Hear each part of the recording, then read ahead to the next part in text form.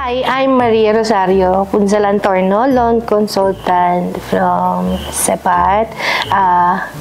Mas kilala po ako as Colette and taga Baguio po ako. Pero taga Tarlac po talaga. Bali, 8 years na po akong loan consultant. 3 years po sa Asialink and 5 years po sa Cepat. Maliit pa lang ako, mahilig na akong magtinda-tinda. So, pag may nakikita na akong gumagawa ng palaspas sa tabing bahay, makikialam na ako dun. Aaralin ko kung paano gumawa ng palaspas and then magpipresenta ako, magtitinda ako. Kikita lang ako nun, siguro mga 2 pesos. Basta lagi ako may 2 pesos, tuwang-tuwa na ako nun.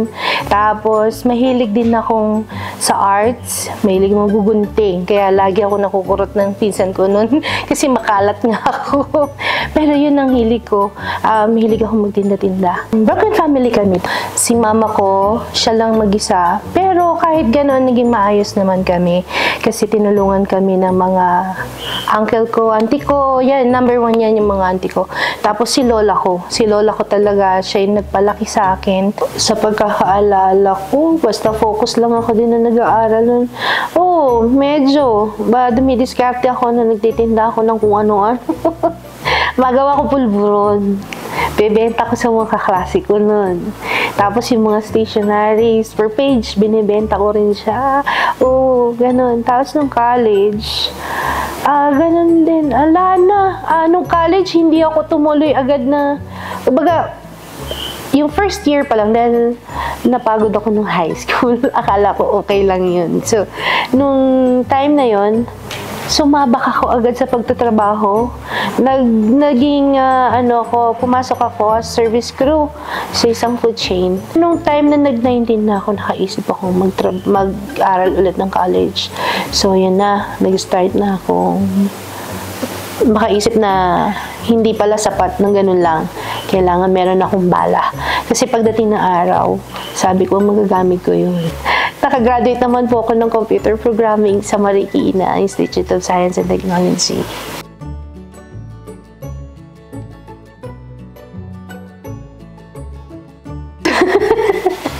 Sa Marikina din po.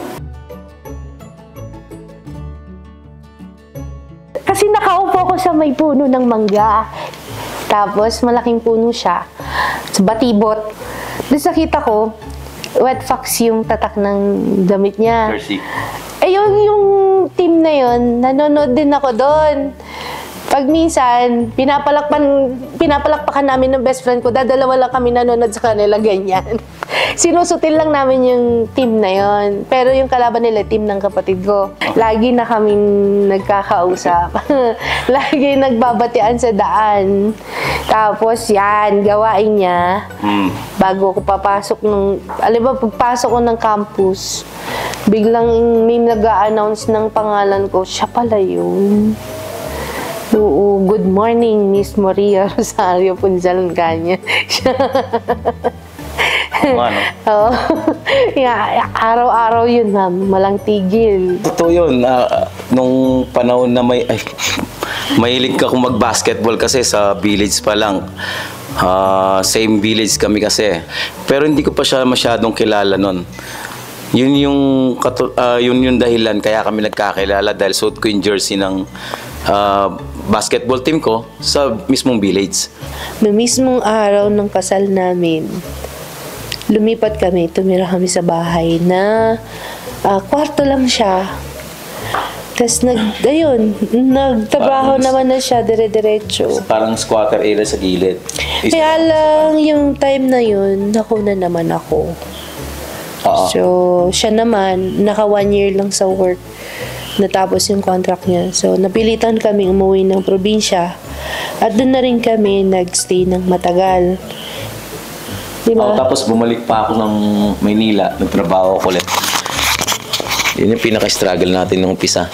Mahirap din pala na ikasal ka nang wala pa sa or magbuo yung hindi ka handa. Magbuo ng isang pamilya na hindi ka pa talaga totally handa.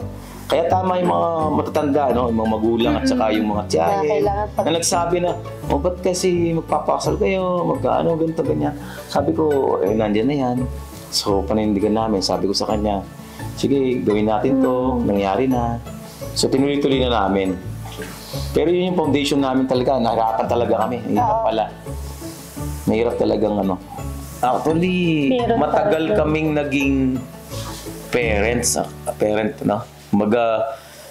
Matagal, ako, sa part ko siguro, matagal Siya. bago ko na-realize na magulang ako eh.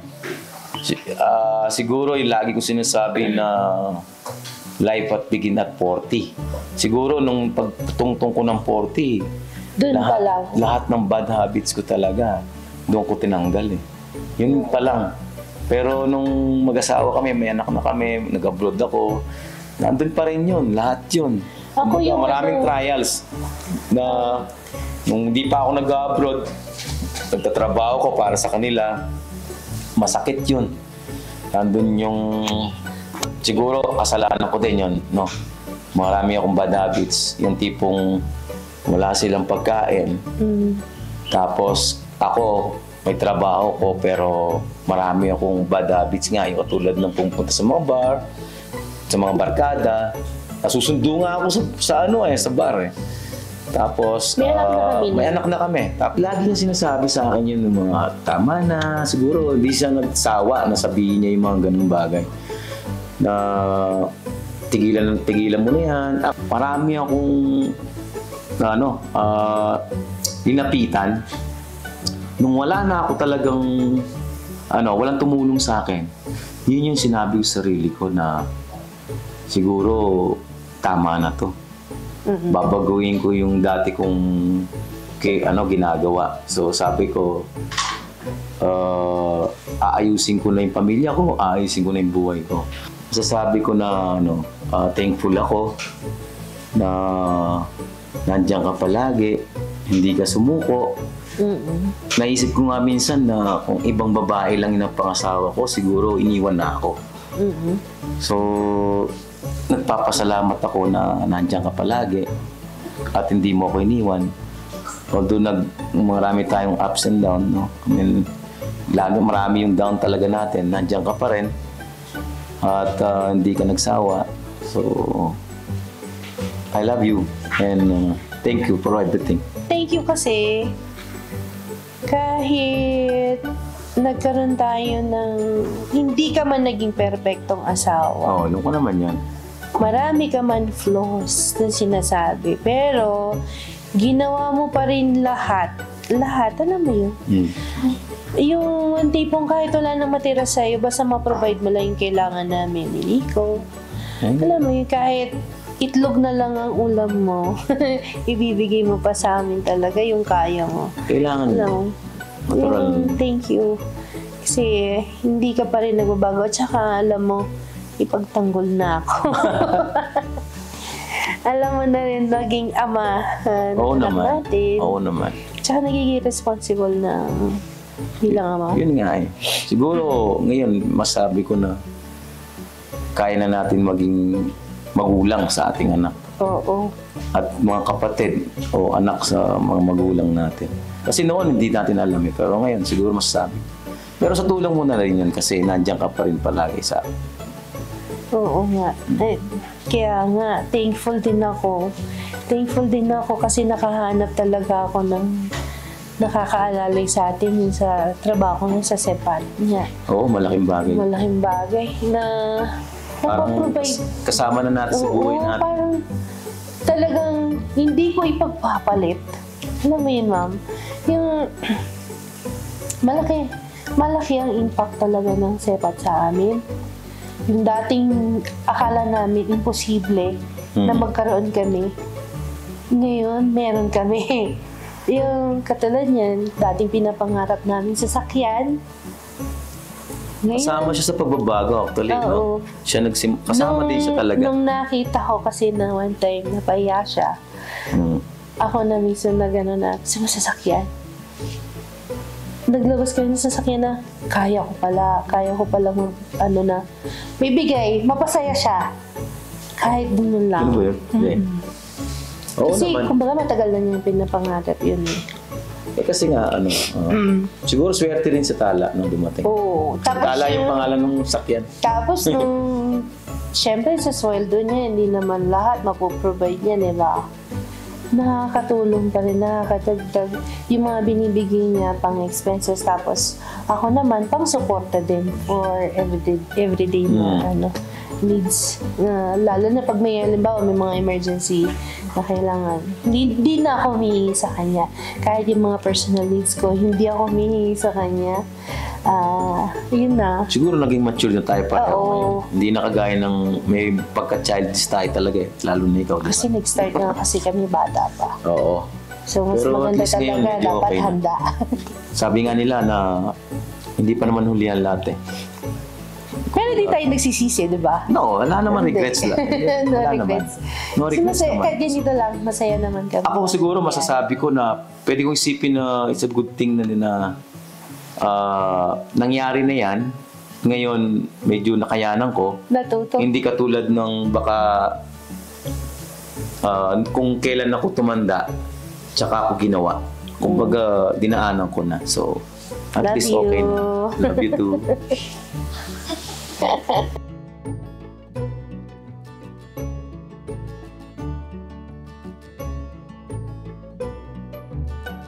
Nagtrabaho din ako bilang system secretary sa NAWASA ng 5 years. Then after that, nung one time, dahil Mr. ko ay OFW, tingin ako ng tingin yan sa paligid kasi ugali ko talaga na mapag-observe nga ako. So, basa dito, basa dun.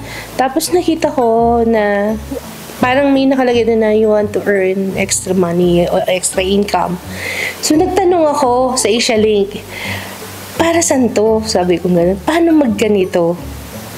At tamang katatapos ko lang din ng trabaho ko na nun. So, nag-resign na rin ako sa NAWASA. Tinuruan nila ako. At first, ang hirap. Parang mga 3 months na. Wala pa akong kliyente. Tatawag na naman ako niyan sa marketing. Ma'am, wala pa rin ako nakukuha. Kahit isang client. Tapos, sige pa rin silang encourage na, sige lang ma'am, try mo pa. Mag-post ka pa. Ganon. Tapos, yun nga, hanggang nagkaroon ako ng isa. Tuwang-tuwa ako. Ang natatandaan ko na first na kinita ko, naging komiko is 1,800. Yun ang natatandaan ko, parang mga nasa 1,800. Tuwang-tuwa ako, meron ako isa.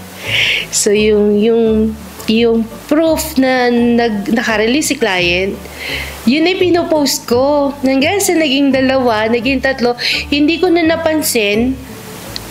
Nagulat na lang ako one time, hindi biro mama. Nakita ko one time, yung Facebook ko umabot na ng 9,000 followers. Ngayon nasa 10K na. Tapos yung mga clients ko noon, sila na yung nagre-refer pala sa akin. Sila na nagbibigay. And then one time, yun nga, na, di ba nagka-pandemic, natapos na, yun nga, nag-stop tayo din sa Asia Link. Dumating si Sapat, in-introduce siya sa akin ng isang sa mga kaibigan natin. Sinabi niya na gusto mo ba mag-loan consultant sa Sapat? Sige, sabi ko. At first nahihirapan ako kasi syempre matagal din tayo na stock. So hindi ko alam kung paano na naman mag-umpisa. Pero yun nga yung naging yung base ko, yung naging experience ko dun sa previous na financing. Basta tuloy-tuloy ka lang, nagtiyaga ako. Hanggang, iyan na ulit, nagbabalikan na ulit. Dire-diretso lang. Nasa Sapat na, mas madali. Mas naging, habang tumatagal, mas naayos nila yung process, mas naging convenient na hanggang inaabot na ng 1-day process. So, yun ang pinaka masaya pagdating sa part ng kliyente. Yung mabigay yung serbisyo sa kanila na mabilis, maging efficient. Yun, dun mas magaan para sa akin as LC na i-market kong mabuti ang Sapat kasi nga magaganda yung feedbacks, tas yung process, yung service, magaan, lahat friendly, lahat talagang tutulungan ka, susuportahan ka. Sabi ko nga, kahit nga CEO saan ka nakakita na CEO na ang bilis-bilis sumagot sa message mo, magre-reply siya, tutulungan ka niya. Kung meron man gusto pang maging katulad namin, Huwag kang matakot. Huwag kang mahiya. Kasi ang sarap maging loan consultant. Sa totoo lang, hindi mo kailangan mag-abroad para kumita ng malaki. Dahil dito pa lang, kayang-kaya mo na. Pero isang advice lang ang iano ko sa'yo, bibigay ko sa'yo. Maging ano ka, matyaga. Mapagpasensya ka dapat. Tapos, ilagay mo din yung sarili mo sa lugar nila para maging maintindihan mo sila. Makilala mo rin sila. Iturin mo rin sila na hindi lang kliyente. Iturin mo rin silang kaibigan mo. I'm Maria Rosario Punzalantor, no? Loan consultant from Baguio. I'm 44 years old. 5 years na po akong loan consultant ng Cepat Credit.